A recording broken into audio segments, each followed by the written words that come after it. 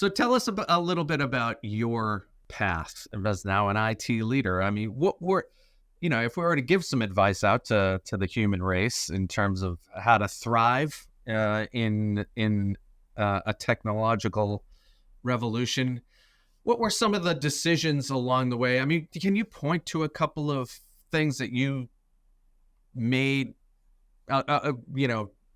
decisions along that you believe changed the course of your life? Oh yeah. Oh, very clearly I can. And just to be clear, if my wife ends up listening to this, we're only talking about the professional career and not the personal life. Obviously, the best decision I made was I married my wife, but I worked at startups, right, very simply. So I went to USC for undergrad, to Cal for grad school. During undergrad, I didn't have a lot of money, so I used to go work. I mean, I would take some job somewhere. By junior year, I guess I hadn't taken enough interesting courses where like a company could give me a job to write code. So I worked at Ericsson, I worked at Cisco, didn't really enjoy it. And then I heard about this, I've told the story 1,000 times, that I heard about this small company in Torrance, which is near LA, where some company was hiring coders at $25 an hour.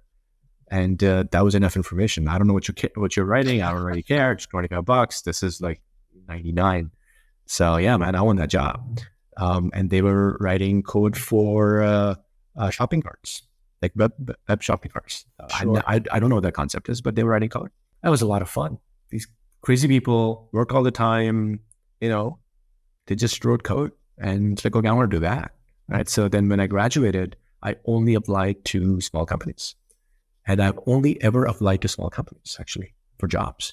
I'm at a different point in my life now, right? If I were to, by the grace of God, I've been working on startups, so I've not had to apply for a job for some time. But were I to apply for a job now, perhaps I'd go work at a large company because maybe I can, it'd be kind of fun to work in a larger scale.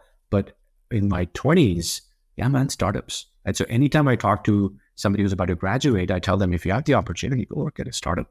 What do you got to lose? What's the worst that could happen? You have to go look for another job. So what? It's fine. Go learn, right? And that, had I not done that, I'd be probably in a different place, right? So how do you think about the culture within Rafay? How are you? How are you guys? Hybrid, remote? What is the hybrid? So in India, people prefer to go to the office. So we have a handful of, or not a handful. We have, at any one time, about 40 people in the office is how we've structured it. So then different teams come in on different days of the week, because there's no reason to have like peak capacity available. What is the point, right? It's a waste of money. In the US, we are remote. We do have an office in the Bay Area, but nobody goes there. But we have one when people visit, etc. They can hang out. I go there. I'm the only one there, I guess. But we are, for the most part, sort of a combination of remote and hybrid. I spend a lot of time with the teams, right? So I do lots and lots of team level one-on-ones, or I should say one-on-ones, but team level meetings.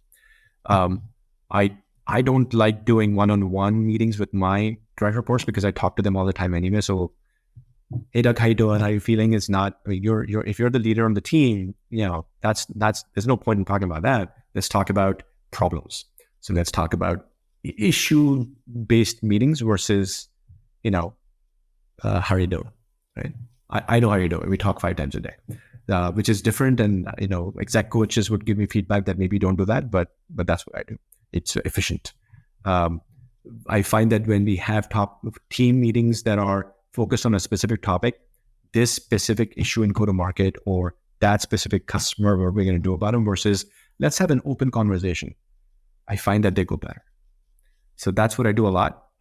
Yesterday I was interviewing a lady for a job here, and I told her, she asked me something similar, and I said, look, I'm not a yeller. I don't like yellers. I don't like people who sort of strut around. I don't like people who are rude to their team members. I don't like people who think that to get their point across, they have to be loud.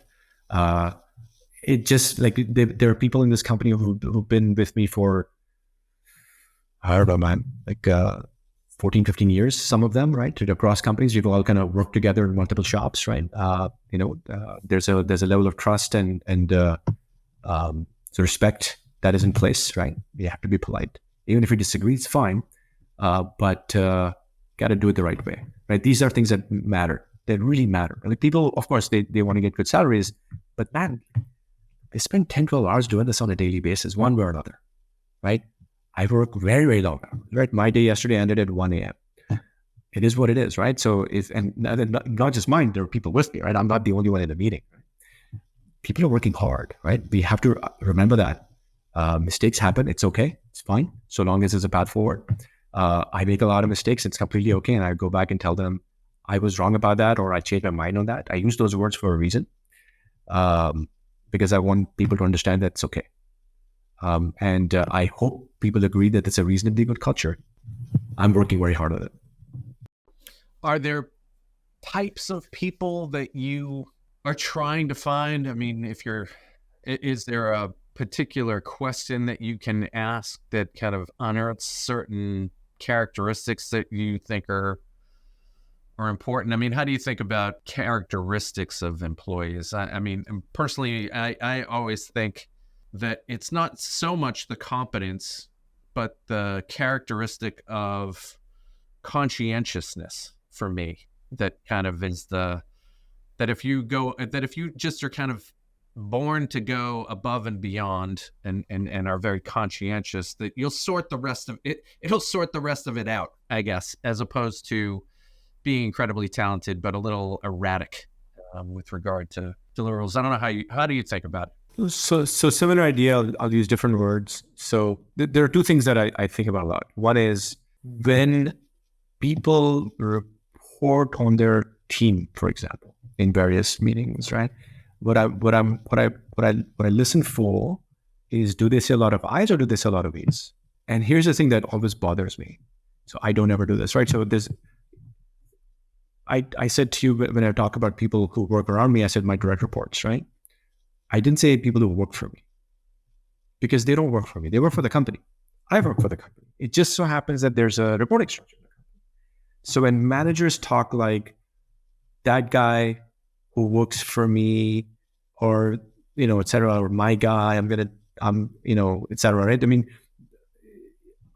it just bothers me. It really bothers me when people talk like that, because when people talk like that, they behave like that also, whether they know it or not, they behave like that. And then they usually are bad managers, actually, right? They're there's a cliche about this, right? The leader versus the manager, right?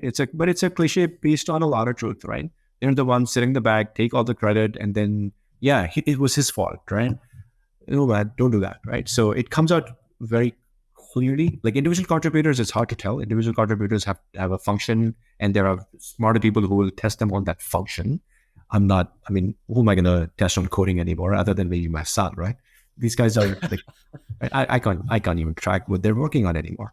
But the managers, the frontline managers, the director VP types, right? That's where culture is built for the most part. These are the ones who destroy culture, I should say, if they're not the right people.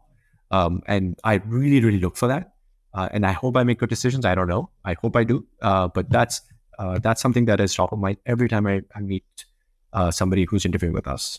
I think that's a really interesting nuance, the way that they refer to their team or people that they work with, or even their own work, is that kind of case with regard to the I or the me. I'm going to pay attention to that one. This is great. Well, Haseeb, very much appreciate the time today. This was a little far-ranging in terms of the conversation. I hope you didn't mind where we went with it, but it's always a good time to catch up with somebody who's really in the middle of the mix here and is pushing the envelope with regard to where the technology is all going. So thanks very much for the time today, and best of luck with Rafay and everything that you're working on. No, thank you very much. I can decidedly say that I've never had a conversation around UBI on a podcast before. So that was a first for me. Now, I really enjoyed this conversation, and I look forward to having many more.